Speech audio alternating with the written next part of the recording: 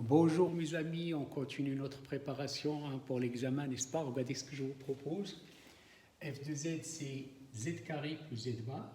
Première question, calculer l'intégrale sur gamma. Gamma, c'est ce contour, vous voyez, c'est le demi-cercle plus ce segment. Et deuxième question, est-ce que la fonction est holomorphe sur C? Alors, pour calculer l'intégrale sur gamma, on va procéder par morceaux. On va calculer l'intégrale sur gamma 1 et puis l'intégrale sur gamma 2. Gamma 1 étant le demi-cercle et gamma 2 c'est le segment. Alors, question petit a, on va paramétriser gamma 1. Sur gamma 1, c'est quoi le z? Attention, il passe par moins 1, le rayon c'est 1, exponentielle it. Et que fait t? On va de ce point à celui-là, donc t varie entre pi sur 2 et 3 pi sur 2. Pi sur 2 et 3 pi sur 2. Bien. Qu'est-ce que c'est que l'intégrale sur gamma 1 de la fonction f de z dz? C'est l'intégrale de pi sur 2 à 3 pi sur 2. F2, c'est quoi le z? C'est exponentielle it. Et c'est quoi le dz? C'est i exponentielle it dt. On fait le calcul. Allez, ça va faire l'intégrale de pi sur 2 à 3 pi sur 2. Alors, f de exponentialité, c'est exponentielle it au carré. Donc, c'est exponentielle de it. Plus exponentielle it bar, c'est exponentielle moins it. Multiplié par i exponentielle it dt. Alors, attention au calcul, égale l'intégrale de pi sur 2 à 3 pi sur 2. Si on multiplie ça par ça, ça va faire i exponentielle 3it. Et si on multiplie ça par ça, ça va faire 1 plus i dt. Bien, il faut calculer ça correctement. Ça donne l'intégrale. On prend la primitive, allez. Quelle est la primitive de exponentielle 3it? C'est exponentielle 3it sur 3i. Alors le i disparaît, qu'est-ce qui reste? 1 sur 3 exponentielle 3it plus it entre pi sur 2 et 3 pi sur 2 égale, allez, on remplace par 3 pi sur 2, ça va faire 1 tiers, exponentielle 9 pi sur 2i plus 3 pi sur 2i, ça c'est la première partie, moins la deuxième. Alors 1 sur 3 exponentielle, si on remplace par pi sur 2, ça va faire 3 pi sur 2i plus pi sur 2i. Allez, égal. Bon, et on peut écrire 1 tiers. 1 tiers.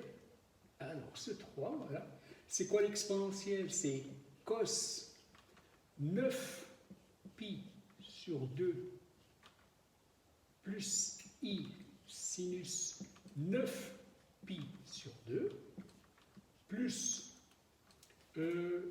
allez, on va l'écrire 3 pi sur 2i moins 1 tiers cos 3 pi sur 2 plus i sinus 3 pi sur 2 moins pi sur 2i.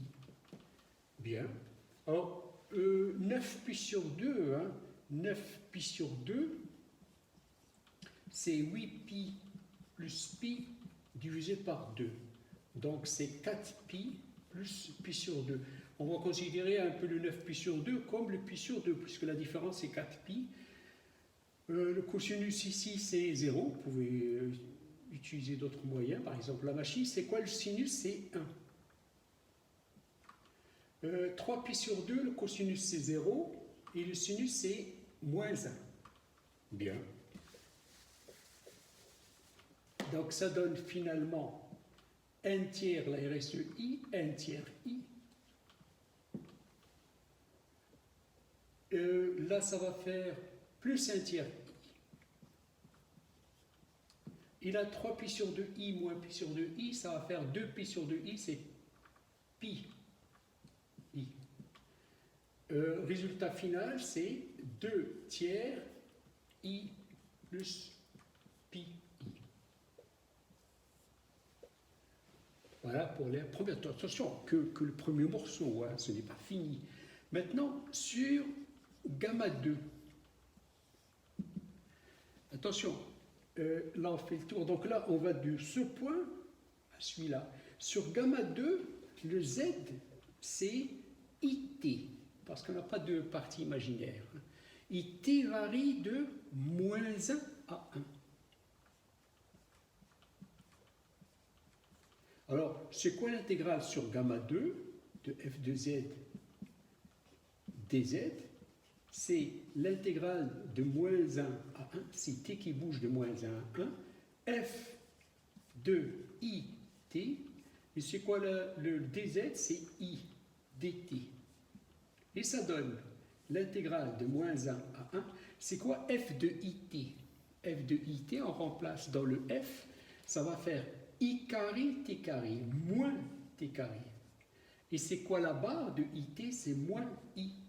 Attention, tout ça multiplié par i dt.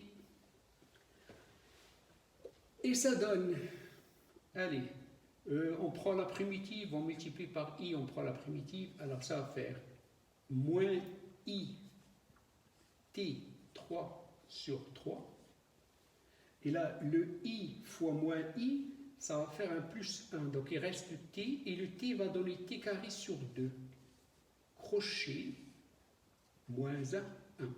Alors attention, quand on remplace, ça va faire moins i sur 3, plus n demi, moins, et on remplace par le moins 1, ça va faire i sur 3, plus n demi. Résultat, c'est moins 2i sur 3. Ça, c'est l'intégrale sur gamma 2.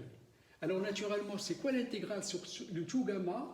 C'est l'intégrale sur gamma 1 plus l'intégrale sur gamma 2. On fait le tour, hein. L'intégrale sur gamma 1 plus l'intégrale sur gamma 2. Ça, c'est l'intégrale sur gamma. Je vous fais remarquer en passant que gamma est un contour fermé. Je ne sais pas si ça vous donne une idée pour la suite, hein, pour le petit b. Bon, allez, on fait d'abord ça. L'intégrale sur gamma de f de z dz. Ça va faire l'intégrale sur gamma 1 de z dz plus l'intégrale sur gamma 2.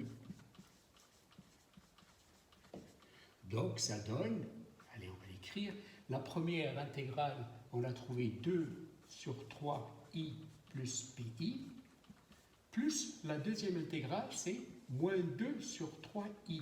Résultat, pi. Bien. Est-ce que la fonction est holomorphe? Eh bien, on va dire non. Pourquoi?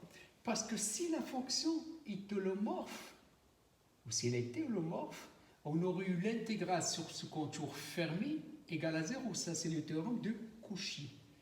Si on suppose f holomorphe, comme ce contour est fermé, l'intégrale doit être égale à 0. Or, elle donne quoi? Elle donne pi. Allez, on va rédiger ça. On va dire,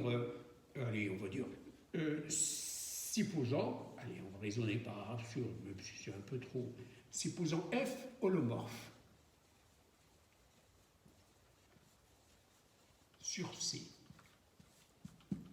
Dans ce cas, c'est quoi l'intégrale? D'après Cauchy, hein, d'après le théorème de Cauchy, le théorème de Cauchy, qui nous dit que quand on intègre une fonction holomorphe sur un contour fermé, on trouve 0, l'intégrale sur gamma de f de z dz donne 0. Et ça, c'est absurde, parce qu'il donne quoi? Pi. Absurde. Pourquoi absurde? Parce qu'on a trouvé pi. Alors, quelle est la conclusion? F n'est pas holomorphe. Donc, on va mettre ça ici. Conclusion, F n'est pas holomorphe. sur C. Hein? Parce que c'est les télomorphes, comme le contour est fermé, en principe, on doit trouver 0. On a trouvé PI. Allez, à tout de suite pour la suite. Allez.